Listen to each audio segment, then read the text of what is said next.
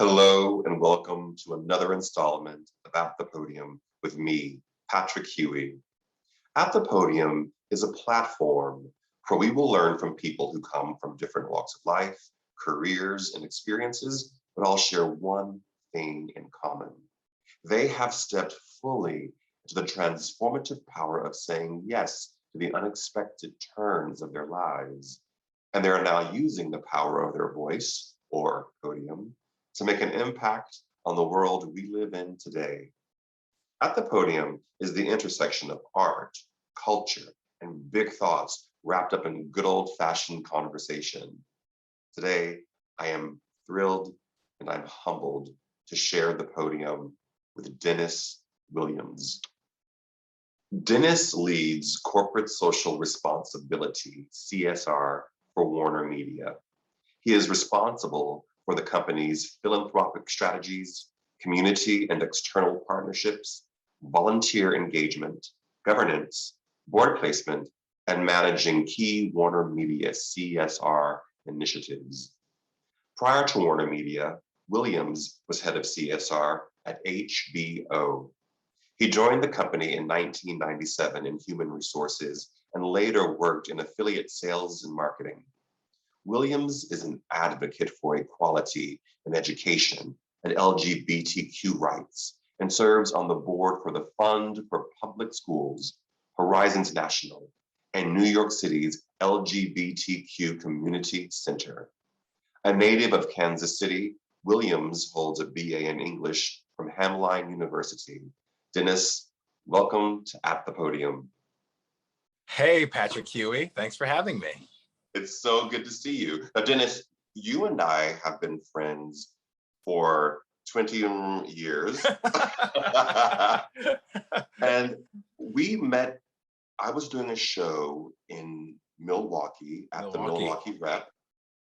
You were in Madison. Were you studying in Madison or were you teaching in Madison? No, I was studying at the University of Wisconsin in Madison. And I think we would sneak over to Milwaukee to get a little, flavor and texture to the Madison culture.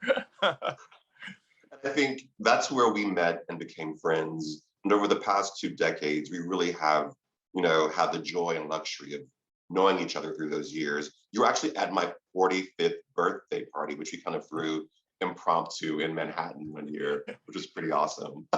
No, that's like one of the best things about life is the longevity of friendships. So it's really great to be to continue to be connected. It really is. And I've so thoroughly enjoyed watching your life grow and expand over the past decade, which is part of the reason why we're talking today. Listen, we could spend an hour talking about your amazing career that you've had at Warner Media and at HBO. But I really wanted to talk to you today about something a little bit more personal, which to me falls under the heading of big thoughts, the big thoughts portion of At the Podium. And it's really your journey through IVF. And I think I wanted to talk to you because surrogacy is really a quiet movement in America.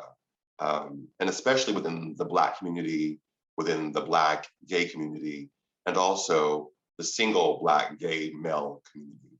And so I wanted to talk to you about that journey today, because I think there's lessons for us all to learn from what your experience was in that process.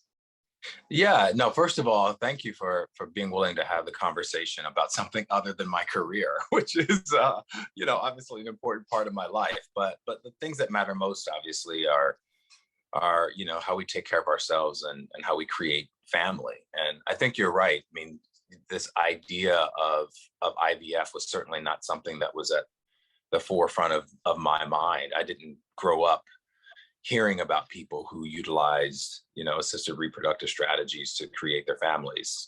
And I dare say that may simply have been because if there were people doing it, they weren't talking about it. And that has been the thing that's been most surprising to me, is this idea of secrecy and sort of not telling, and sort of to have seen that so often in the IVF process was just shocking to me, particularly given what we were all attempting to do, which was to bring life into the world. And so I was like, we're working towards this very, very celebratory moment, but we're not telling anyone that we're doing it.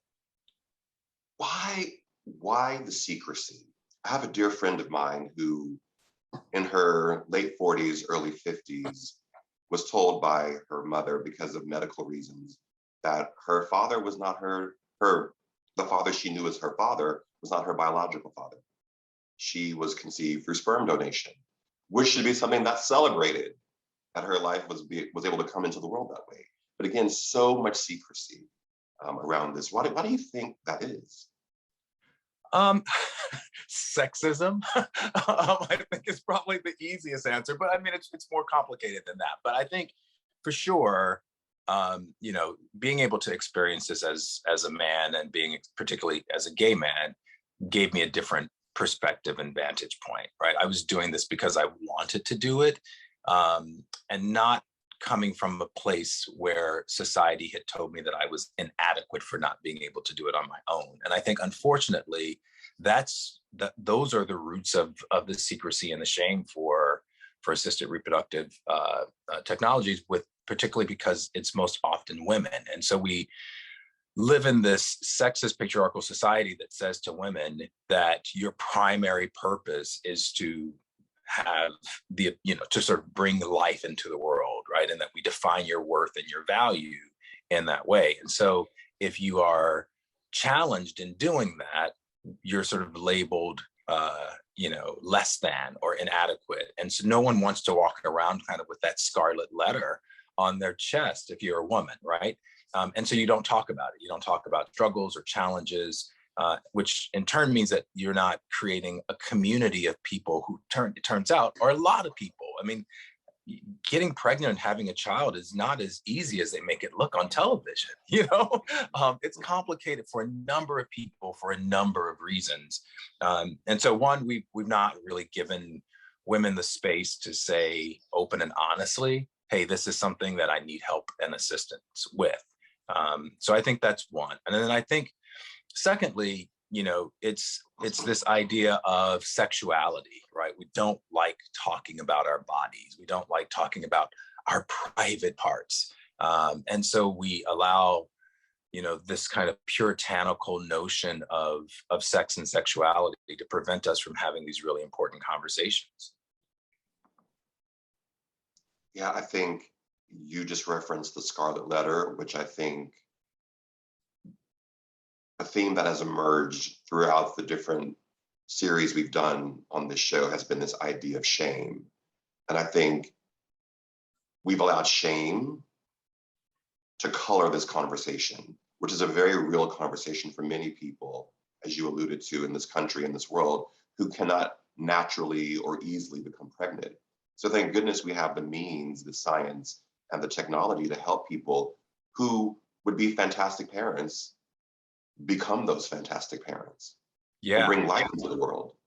Yeah. I mean, it's crazy too, Patrick, because, I spent a lot of time as a single man. Sometimes my sister would come with me, which is also weird because then they would just assume that we were a heterosexual couple and treat us differently. But often I was there by myself.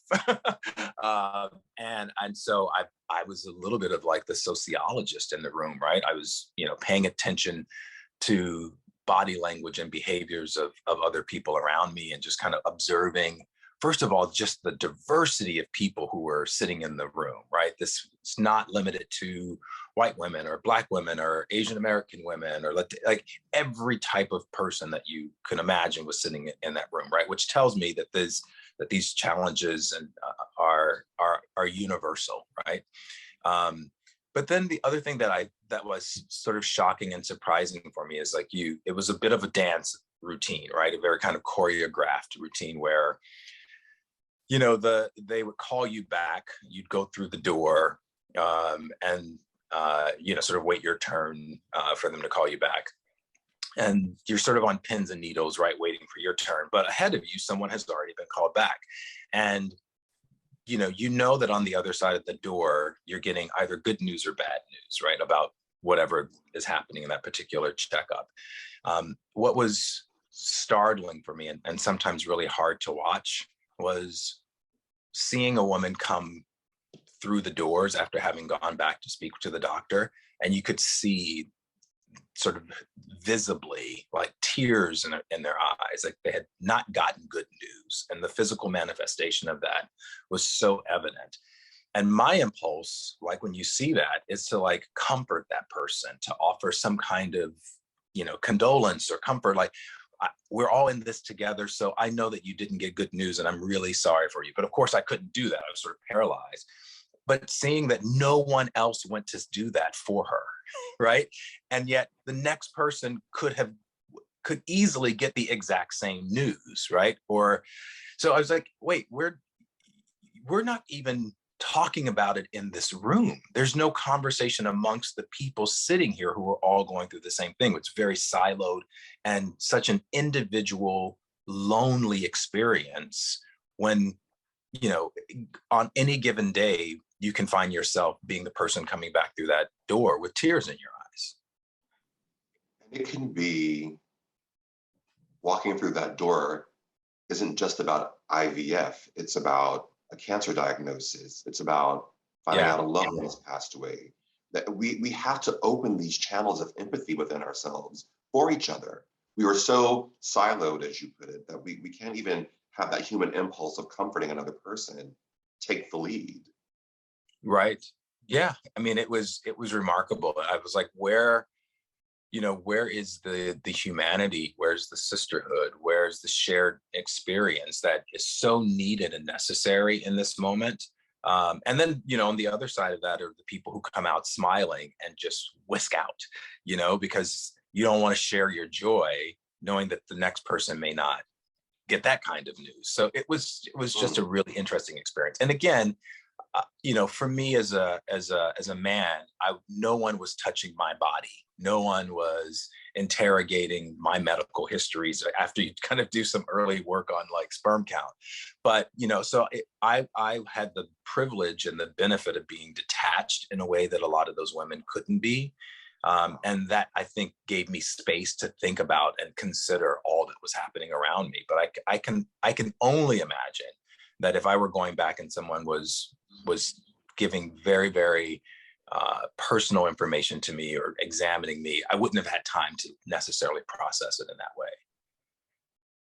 Okay, I want to back up a little bit, Dennis. I want to understand how your journey began with in vitro fertilization.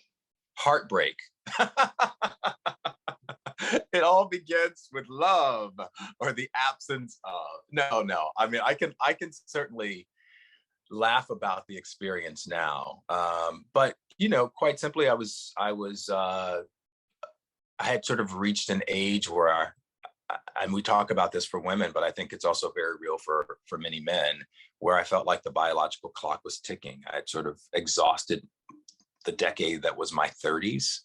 I'd been for most of my 30s, I'd been in a committed relationship with my previous partner.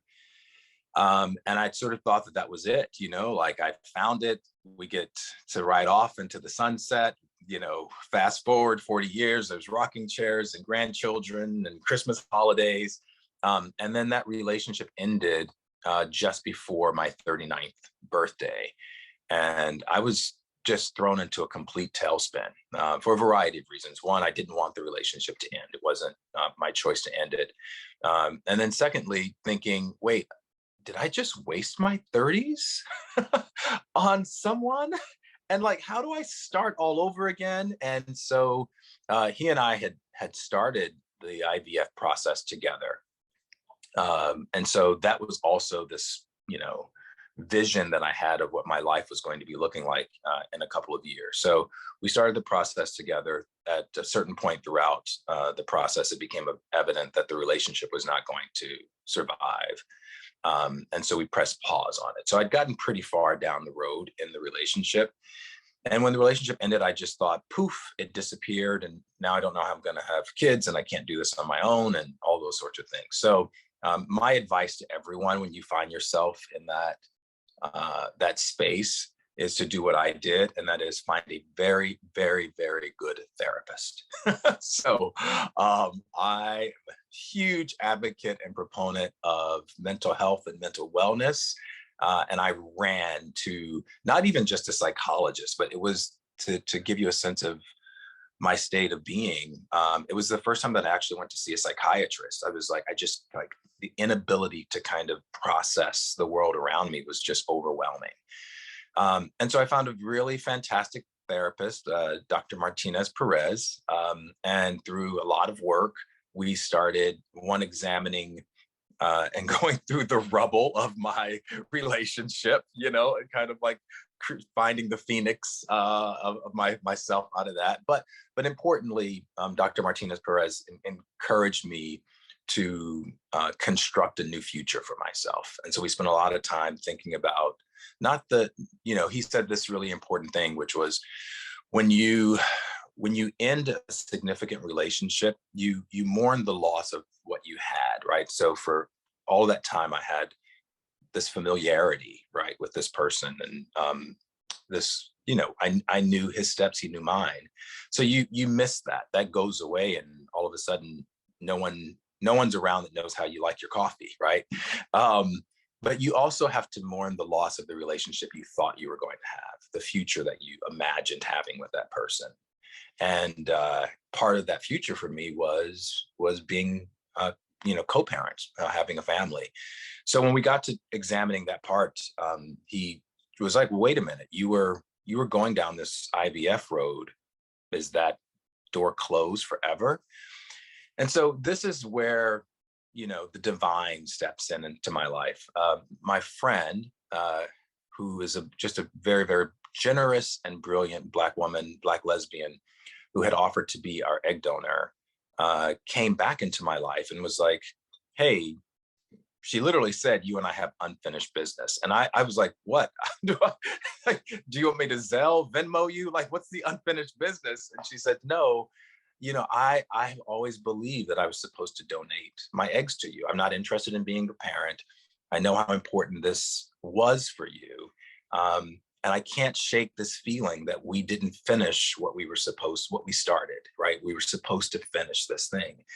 So on the one hand, I have this like really healthy conversation going on with my therapist. And then outside of the office, I have life presenting itself, that opportunity all over again.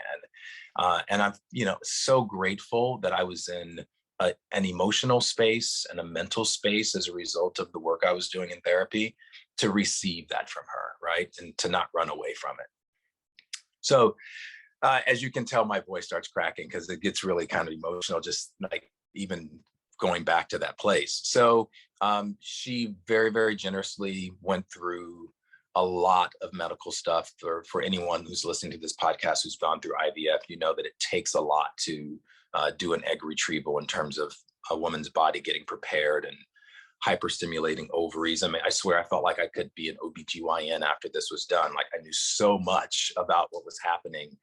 And she went through it all over again for me, which was remarkable. Really, really remarkable. Like to say it was a gift is an understatement. And so then I had access to eggs, and I had them frozen, as most people know. Like I pressed pause on that process, but the eggs were there for when I was finished processing the rest of my life. Right, that was the conversation I had with my therapist. It was like, I have them. I'm still not ready. I still have some more work I need to do. And then, sort of fast forward, I took a leap of faith and reached out to someone that I knew who had been a surrogate before. And again, she was just remarkable and helped guide me through the process and was like, "Yeah, let's do this." And so that was in 2000, and my relationship ended in 2010.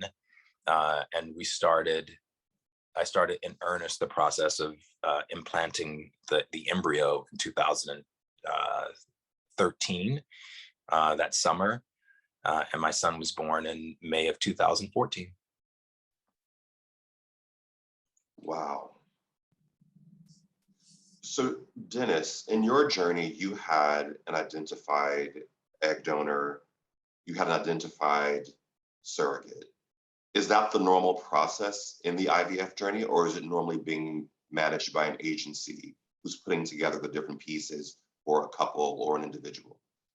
It is often the case that people are using experts and agencies for this, and I don't discourage people from doing that. It's a very complicated process, and so if you can have experts guiding you, I mean, there are doctors, there are lawyers, there are therapists, like there's an entire list of steps and processes that you have to go through, and so if you haven't done that on your own before, it can be quite overwhelming. That is also quite costly. And this is where we get into real life. Like for so many people, if your insurance isn't covering it, and sometimes this is covered for women, more and more, I think people need to be pushing their companies, particularly LGBT people and people of color, to examine your company's healthcare policy to see whether or not they allow for surrogacy. Sometimes there's what's called a surrogacy exemption, which means your insurance won't cover it, which just makes absolutely no sense to me. And so, these things should be much more affordable than they are, and we have a lot of work, with healthcare and insurance companies to make that so. And I think it's important because the price tag keeps it out of reach for so many people. It is such a very, very expensive process. And so you have people taking out second mortgages on their homes or, going into debt to try to do this if you decide that this is the route that you want to go. So I did not have those kinds of funds available to me. At that time, I think I'd make a decent salary, but I certainly wasn't trying to spend it all on this process. And so it was so remarkable to me that someone came into my life and said, I'll donate my eggs, right? And I didn't have to use an agency to help find and identify that person, which is what I was going to do. When I was in that previous relationship in a 2-income household, we were totally using the agency. But on my own as a single man, I wasn't able to think about my resources in that way. And so, not having to have an agency identify the egg donor was great. And then that I was able to identify my own surrogate. And for me, I was just like, well, wait a minute, I have the eggs. That's a lot of the process. What if I could find my own surrogate? I'm also, as you know, Patrick, I'm a Virgo and I like project managing, and I like, I like these kinds of challenges. And so the Virgo in me kind of was like, here's a challenge, and if you keep knocking on enough doors, you'll find the answer to it. And as I said, I literally sat and thought, there are all of these people around me who have used who've gone through this process and who have been able to work with some remarkable women who have stepped up to be surrogates. I wonder if any of them would introduce me to one of theirs. And I'd read that often it is the case that if someone is a surrogate once you get over that initial reaction of like, wait a minute, how do I do this? That because it's such a very generous thing to do is to like offer to carry someone's child inside of you. I can't even describe the feeling that I have when I'm in the room with other surrogates, knowing what they've done, the act of kindness and generosity for another person or another family. So I read that it's often the case that people are not just surrogates once, that they will do it multiple times. And I was like, well, I just need to find someone who's done it, who's willing to do it again. And it seems like the odds are in my favor. And so I reached out to a wonderful woman who had been a surrogate for a friend of mine who lives in France, which is also interesting. So, and outside the US and like Europe, France in particular, surrogacy is not legal. And so if you are, there are these things called compassionate surrogacy where you can care for a sister or a family member. But what we're doing here now in terms of LGBTQ plus folks going to an agency is not legal in other countries. And in fact, until a year or so ago, surrogacy in this way wasn't even legal in the state of New York. And you can go back and research all of this. But it's a very complicated thing. So my friend had come to the U.S. from France, and had worked with this woman Angela, and introduced me to Angela. I'm from Kansas. She's from Kansas. We just started connecting and vibing, and then decided that we would go down the journey together. Is the surrogacy process democratic in terms of race, gender? Or did you have to fight battles that we both fight in our lives in the surrogacy space as well? It's interesting. I think the biggest hurdle, quite honestly, is for me to get over, was initially the economics of it, right? And I think we know that poverty is racist, right? Like, I couldn't like marshal like a family member to loan me the money, or parents, like, and I know people who have those resources in their lives, and that's a function of just how inequitable our systems can be here. On the surrogacy side, there were Angela specifically wanted to work with gay men, and there's a lot of complicated thoughts and emotions here. There are some women who want to do this for other women, and that's a beautiful and wonderful act of sisterhood. And then there are other people who say, I know that there are a group of people that that fewer people are going to want to do this for, right? It seems weird to them. Like, why would I have a child and give it to a guy? Why would I have a child and give it to a single guy, right? And so for her, that was really exciting. My friend from France is also a single dad. And so the agency had connected them, and she remembered thinking, like, who's going to choose the single guy from France? And so she did. Like, that's what generosity looks like. And so when he emailed her again, I was like, turns out there's another single guy who lives in New York. She was like, I'd be happy to meet him. And she wasn't actually thinking that she was going to do it again. She was actually going to give me some advice. And as we sort of connected and vibed and realized that we had a lot in common, and that I used to joke with her, I was like, Angela, if you and I happened to sit down next to each other at the bar, we'd be fast friends by the end of the night. Like, we'd absent this entire process, we just get along, which was really cool. So I didn't have the same kinds of people not wanting to work with me because of race necessarily, because some of that is really blind in the process. But more getting people over the hurdle that as a single man, you can also nurture and care for and raise a child. And that I continue to come up against that when I'm out with my son by myself, or, people just being shocked and surprised that men raise children, and in particular, that Black men raise children. Why did you choose IVF as opposed to adoption? So that's where all my insecurities and fear and not being chosen triggers come from. So in the adoption world, and I had friends who have adopted, and friends who at the time were going through the adoption process.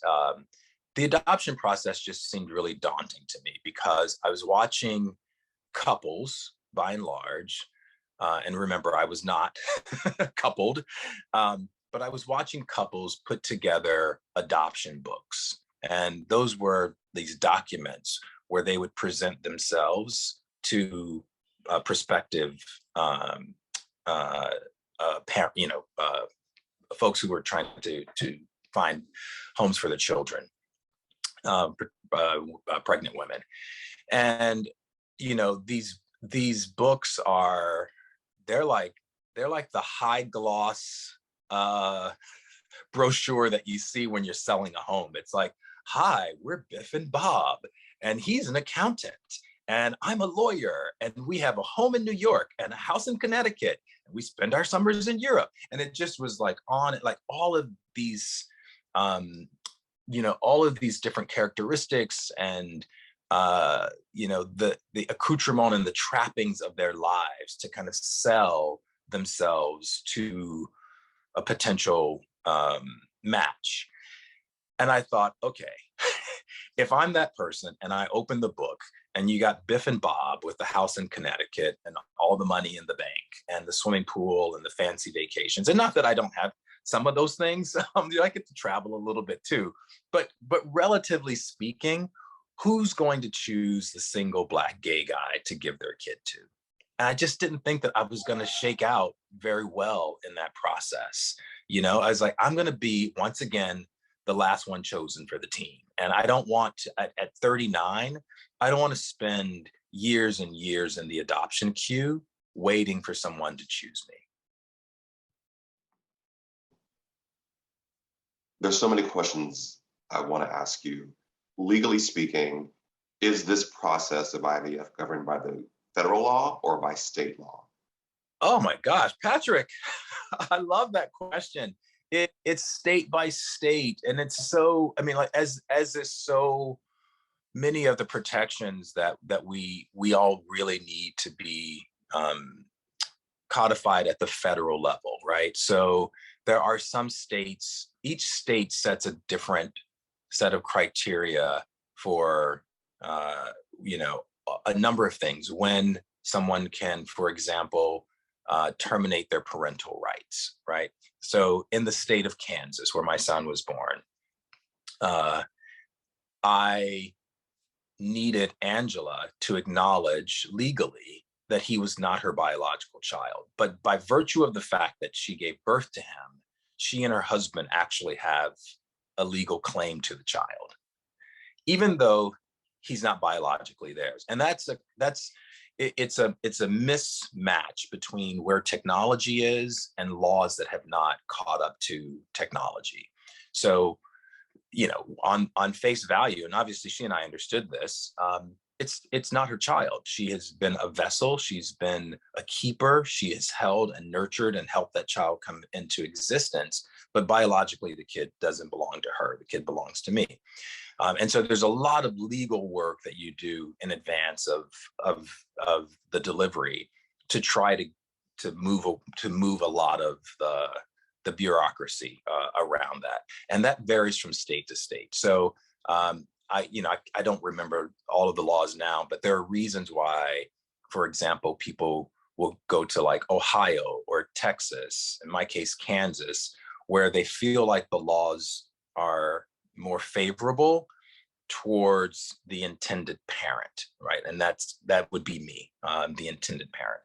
And it's interesting, again, another group of people that don't talk about surrogacy a lot are celebrities, and I won't name names, but there are a number of celebrities who have children via IVF. And you'll see that California is incredibly progressive, but if you're not doing it in like California, you'll see these celebrities having children born not in their home states. So the laws, in fact, should be examined and looked at so that we get these federal protections. But I would say the same for a lot of LGBT legislation, like hate crimes, et cetera. Like it shouldn't matter when you cross a state line. Your rights shouldn't mutate when you cross those lines. And so, yeah, I ended up, the laws around adoption are a lot more concrete and defined because people have been adopting for a long time. So in a really weird legal process, my son was born, and then in the state of Kansas, I was able 14 days later to officially adopt him.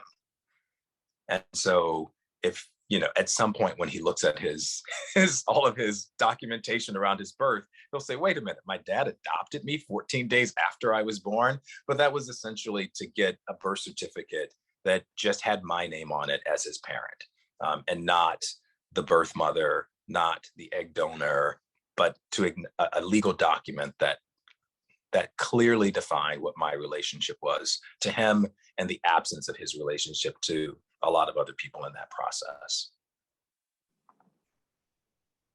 Your son is 7 now.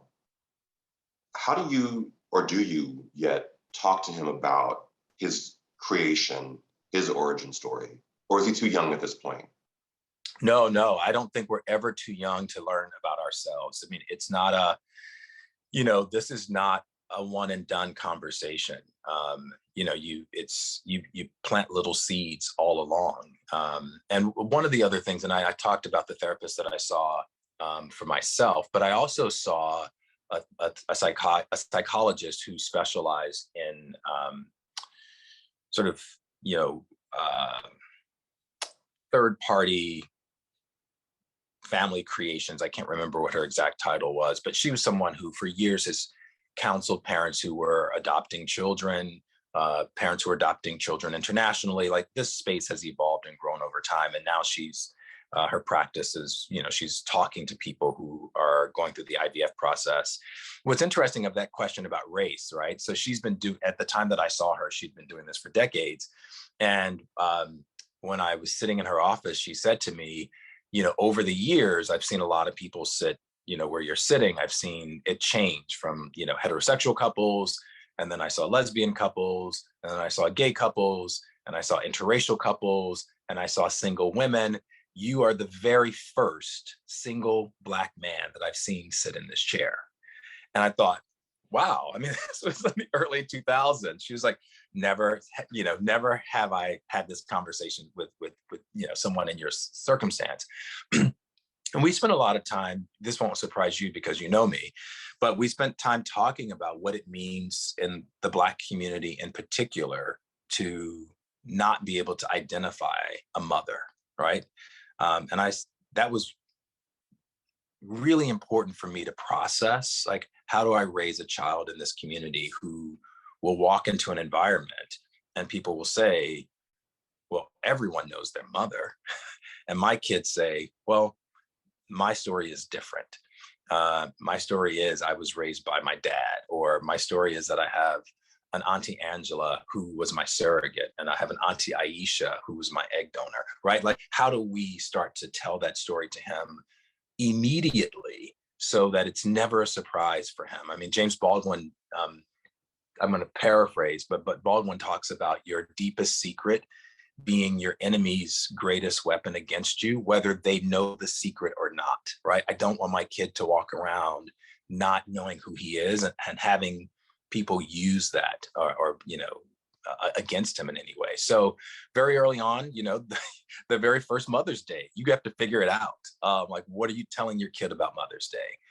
What are you doing to surround him with, I'm fortunate that I come from a very close family. I was really intentional, for example, about my mom being in the delivery room with me, because I want that to be part of his narrative. From the very beginning, there are all of these people in your life.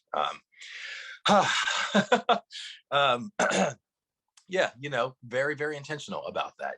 All of these people, all these brilliant women who provide whatever kind of nurturing you feel you need from a female source, from a maternal source that I may not necessarily be able to give to you. And I don't know what that is. He gets to define that. I know he loves his Auntie Judy. I know he loves his Auntie Rai Rai. He's, if there's a such thing as a mama's boy, I'm it. But I think I've been replaced in my mother's affection by my son. So, yeah, we are all very, and I talk to my family about it too. We don't tiptoe around it, and until COVID, Angela, my surrogate, who's Auntie Angela, had never missed a birthday party. She'd come to every single one of his birthday parties. And when we find ourselves in Washington, D.C., I make a point for him to spend time with Aisha and her partner, so that he has that. All of these relationships may not be the same as other people in his life, but the love is there. There's no absence of love and support for him. In a really real way, you embody the concept of it takes a village to not only raise a child, but to create a child. Where did this very expansive thinking about parenthood and how one becomes a parent come from within you? Did you grow up like that? Did your mother instill that in you? Where did that way of thinking about how you exist as a parent, as a human being in the world, come from? Yeah, I think one of the things that we talk about I talked about with the therapist around um, childhood development is your personal narrative. And that's what she had me focus on. She was like, you give a narrative, parents give, or caregivers give a narrative to children.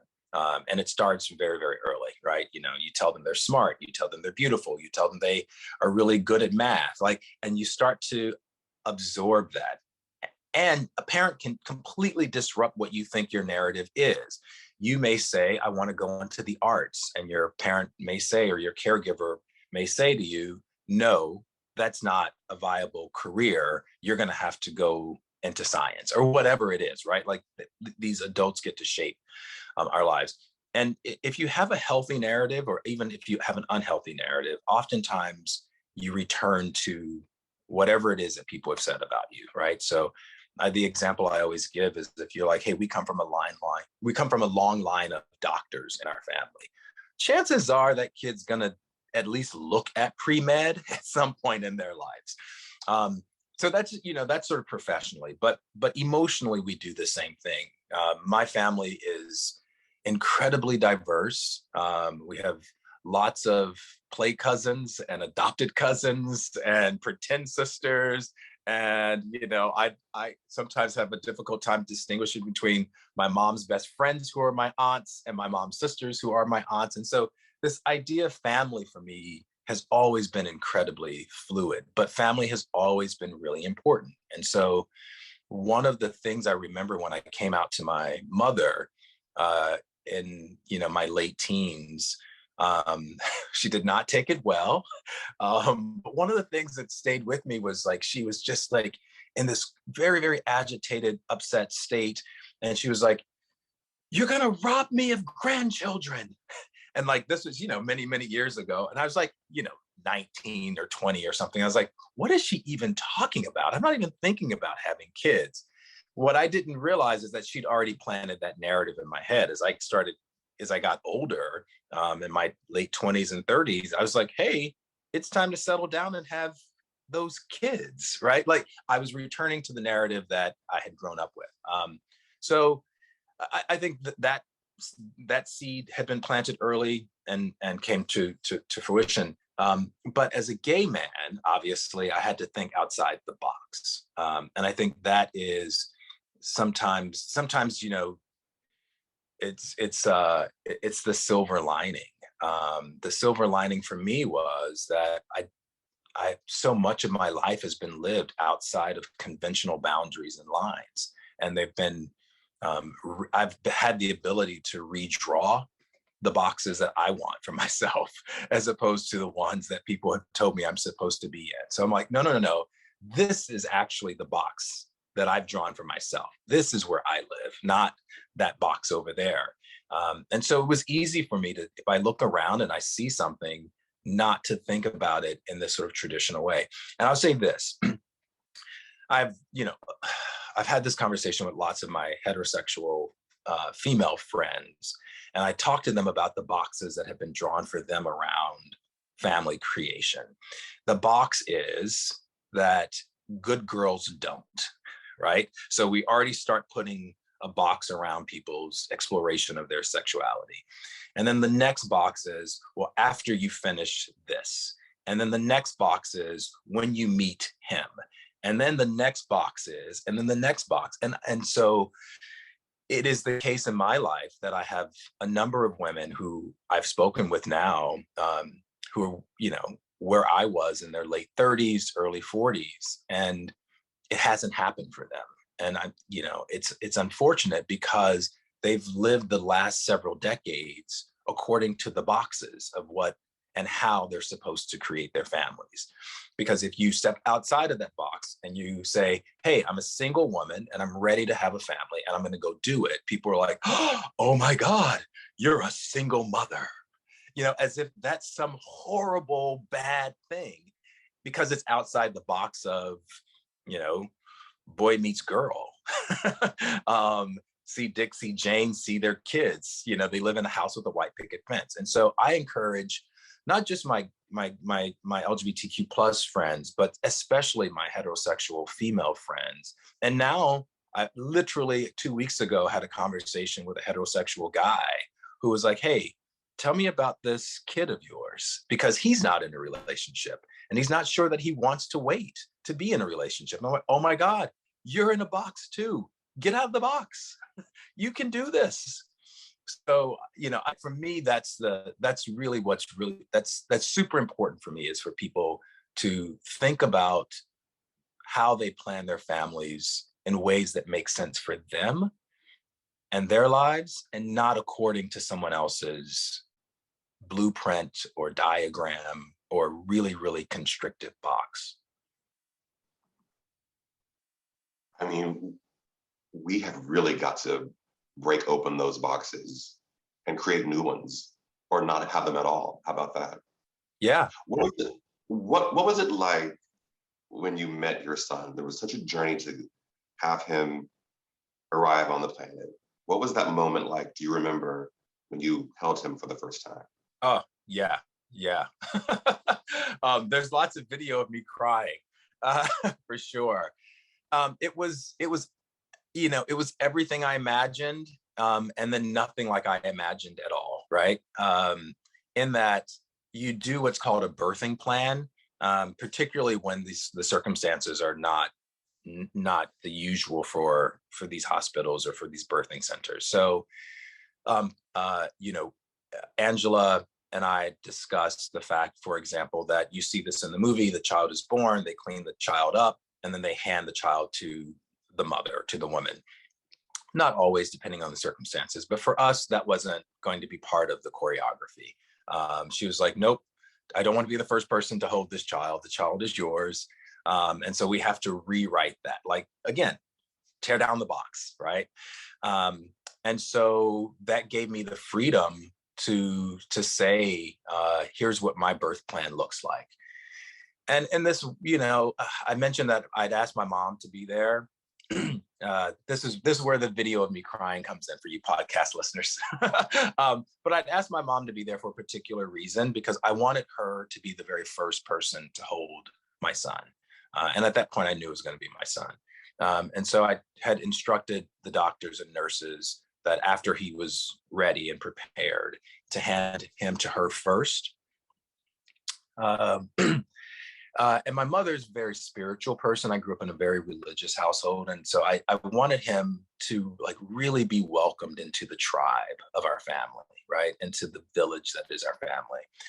So I said to my mother, here's how this is going to go down. They're going to hand you the baby, and you're going to welcome him to our family.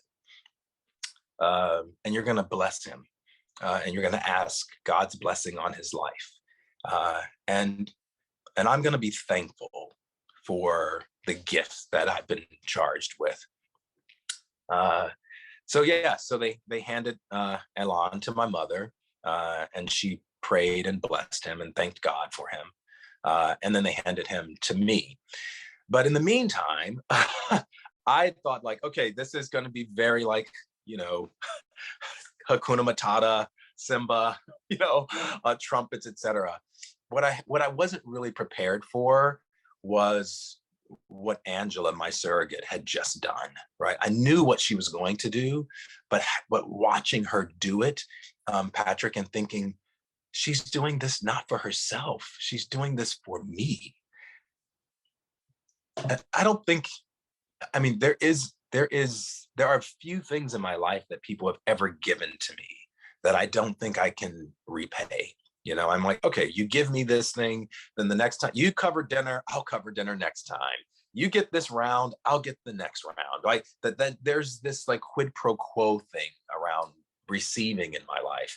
And I knew in this moment, watching her go through that there's absolutely no way that I could repay this woman for all she had just gone through, to instruct people to hand me my son. And that was, that meant that, while my mother was praying, I was hugging Angela and crying and thanking her, for all that she had done, not just the 9 months or the 37 and a half weeks to be exact, that she had carried my son.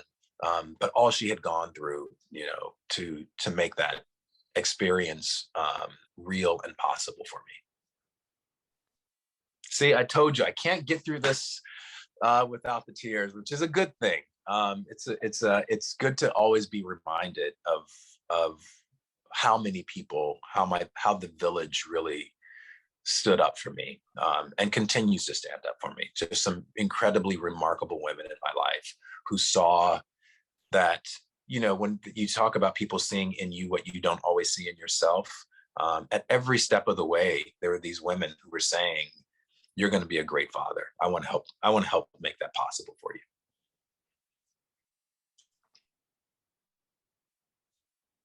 I have a final question for you. What does fatherhood mean to you?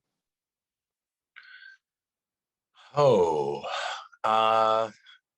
it means so many things. What what surprises me is how much I think about the future. And I think this is the case for a lot of parents. I don't think about my future. I think about his future. I spend so much time. I interpret news stories and climate change and technology. And I always think, like, what's it going to be like for him, right? And what role do I have in ensuring that whatever faces him in the future, he's equipped with the tools and the resources and the ability to navigate and manage those circumstances. And so I spend a lot of time thinking about, how he pays for college. A conversation on the news about the cost of college tuition and debt is not about me anymore. It's not about my student loans. It's about whether or not it's going to be crippling for him and his generations after, or like all of those things. It's to move out of a selfless space, a selfish space, and out into a selfless space, right? To recenter my thinking around another human being is a wonderful thing that I hope. You don't have to be a parent to experience that. You just got to find someone whose life matters so much to you that you're willing to make sacrifices and changes in your life for their life to be better. And that can be called fatherhood. That can be called parenthood. That can be called big brother, big sister. That can be big auntie, like however you define it. But it's just recentering your existence so that you're not always at the center of it. Goodness, Dennis. Dennis, thank you so much for your time today and your availability to share your story with us and share your wisdom. I know a lot of people are on this journey that we know of and that we don't know of. So your words will be very helpful to them. I'm beyond grateful to you. And to those of you watching and listening, remember, we all have a voice. Use yours wisely.